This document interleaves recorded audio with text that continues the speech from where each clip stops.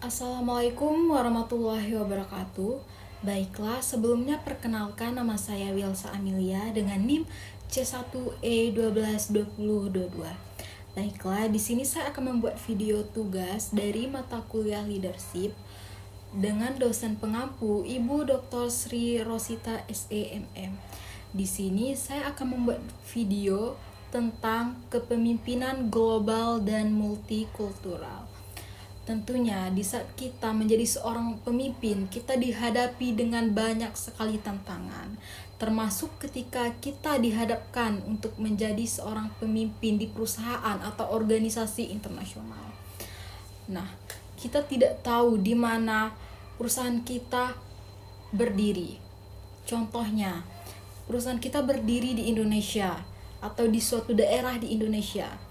Nah, kita tahu bahwa perusahaan kita ini internasional dan kita tahu visi misi mereka dan bagaimana cara perusahaannya. Dan setelah kita mendirikan suatu perusahaan di Indonesia, tentunya kita harus juga mengikuti persyaratan yang ada di Indonesia, termasuk dengan warga lokal yang ada di Indonesia. Nah, di sini saya akan menjelaskan secara detail bagaimana sih caranya kita seorang pemimpin global bisa menselaraskan itu semua.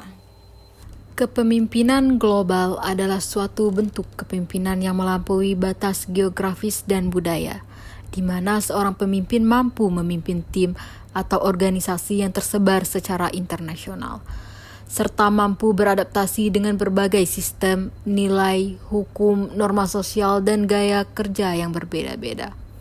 Pemimpin global tidak hanya dituntut untuk memahami kompleksitas lintas negara, tetapi juga harus memiliki sensitivitas terhadap perubahan geopolitik, tren pasar, serta dinamika kultural yang mempengaruhi perilaku organisasi. Contohnya CEO perusahaan multinasional seperti Unilever, Google, atau Toyota harus memahami pasar dan SDM di Asia, Eropa, Amerika, dan Afrika secara bersamaan. Selanjutnya, kepemimpinan multikultural merujuk pada keterampilan untuk memimpin tim dengan anggota yang berasal dari latar belakang budaya, bahasa, agama, dan nilai-nilai sosial yang berbeda. Fokus utamanya adalah pada inklusivitas, empati, dan adaptasi dalam membangun kolaborasi yang harmonis. Pemimpin multikultural mampu menciptakan lingkungan kerja yang adil dan merangkul keragaman sebagai kekuatan organisasi. Contohnya, seorang manajer regional Asia Tenggara harus dapat memimpin tim yang anggota berasal dari Indonesia, Thailand, Vietnam, dan Filipina dengan kebiasaan dan cara komunikasi yang berbeda-beda di setiap negara tersebut. Karakteristik pemimpin global dan multikultural. Yang pertama ada cultural intelligence, yaitu SIKI, kecerdasan budaya. Kemampuan untuk mengamati, memahami, dan menyesuaikan diri dengan berbagai budaya. SIKI mencangkup 3 aspek, yaitu kognitif, mengetahui perbedaan norma dan kebiasaan budaya. Motivasional, yaitu keinginan untuk memahami budaya lain tanpa menghakimi. Behavioral, yaitu kemampuan untuk menyesuaikan cara bicara, berperilaku, dan memimpin sesuai dengan konteks budaya. Tanpa cultural intelligence yang tinggi, pemimpin bisa gagal menjalin koneksi yang efektif di lingkungan global. Selanjutnya, komunikasi antar budaya. Pemimpin harus memiliki kemampuan menyampaikan pesan secara efektif kepada orang dari budaya berbeda.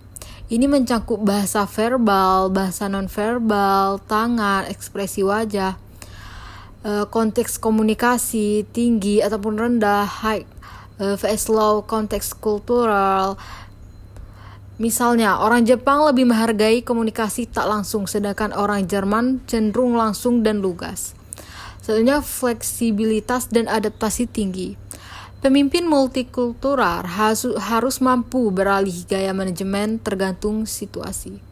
Di negara yang hierarkis seperti Korea Selatan, pemimpin perlu menjaga jarak formal. Di negara egaliter seperti Belanda, pendekatan kolaboratif lebih dihargai. Fleksibilitas menunjukkan kepekaan pemimpin terhadap konteks sosial dan struktural. Selanjutnya, keterbukaan dan toleransi terhadap perbedaan. Pemimpin global harus mampu menerima dan menghargai cara pandang berbeda-beda, baik dalam praktik kerja, keyakinan, maupun keputusan. Tidak memaksa standar satu budaya pada budaya lain, tidak cepat menghakimi atau menyimpulkan. Sikap ini sangat penting dalam membangun harmoni tim lintas budaya. Selanjutnya, pemikiran strategis global, yaitu Global Strategic Thinking. Pemimpin global mampu mengambil keputusan berdasarkan perspektif makro, memahami dinamika pasar global, menilai dampak keputusan di satu negara terhadap cabang bisnis di negara lain, serta merencanakan pertumbuhan jangka panjang lintas wilayah. Mereka tidak hanya fokus pada keuntungan lokal, tapi juga dampak secara menyeluruh. Selanjutnya, empati lintas budaya, cross-cultural empathy, yaitu lebih dari sekedar toleransi. Pemimpin perlu benar-benar merasakan tantangan yang dialami oleh karyawan dari budaya lain, seperti mendengarkan lebih banyak, menyediakan ruang aman untuk ekspresi, dan menghargai pendekatan yang berbeda dalam menyelesaikan masalah. Sebenarnya tantangan dalam kepemimpinan global dan multikultural, perbedaan nilai dan etika, nilai kerja keras, waktu, hierarki, atau gaya komunikasi bisa berbeda. Misalnya, konsep waktu sangat penting di Jerman, tepat waktu adalah etika. Sementara di beberapa negara berkembang, keterlambatan masih bisa ditoleransi. Solusinya, pelatihan lintas budaya, cross-cultural training, dan kebijakan fleksibel namun tetap mengedepankan nilai bersama.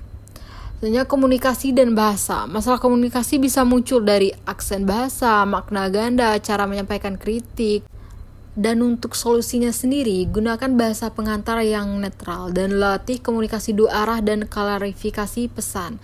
Seperti bisa melatih karyawannya untuk berbahasa Inggris, di mana kita tahu sendiri bahwa bahasa Inggris adalah bahasa multi-language, yaitu dipakai di negara seluruh dunia. Selanjutnya, stereotip dan prasangka. Adanya anggapan negatif atau ekspektasi berlebihan terhadap suatu budaya bisa menimbulkan konflik atau diskriminasi.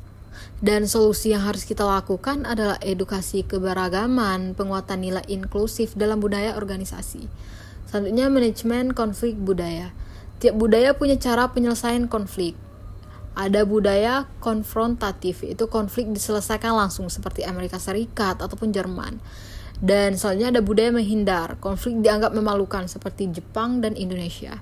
Dan untuk solusi sendiri yaitu bangun sistem mediasi interkultural dan gunakan pemimpin lokal sebagai jembatan komunikasi. Selanjutnya adalah strategi efektif dalam kepemimpinan global dan multikultural. Yang pertama ada mengembangkan global mindset, yaitu pemimpin harus mengasah kemampuan berpikir lintas batas.